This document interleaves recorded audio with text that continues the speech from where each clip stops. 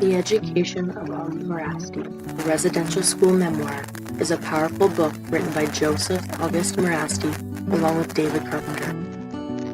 This book is a national bestseller and provides intimate details about the experience of attending one of Canada's residential schools as seen through the eyes of the survivor. Augie's story is not just a narrative about victims and victimization, and not just a tale of stress in which Euro whites attempted to force their will on Indigenous people. This isn't just a story that highlights the differences between us and them. This book is also about the things that bring people together. Indian residential schools have left a dark legacy since they first opened in the 19th century.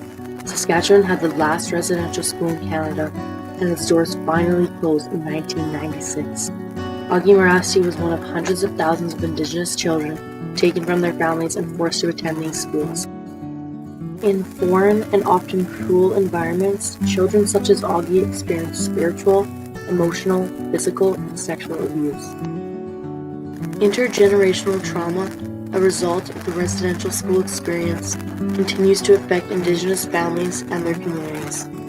Multiple generations of families have experienced the damage of trauma throughout the years. It is important to deal with the history of residential schools with sensitivity.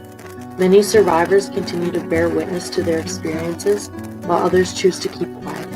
For Indigenous students, the following discussion topics may be sensitive, especially if they have family members who are survivors of the residential school system. The overarching themes to the book are residential schools and Indigenous people in Canada, assimilation, intergenerational trauma, and of course, reconciliation. This residential school memoir can easily be integrated into a middle years classroom because of all of the curriculum outcomes that it reaches. In particular, in social studies, the power and authority outcomes would be ideal. In the Globe and Mail, the Globe Arts section, Mark Medley wrote, "The Education of Augie Merasty might be one of the most important titles to be published this spring.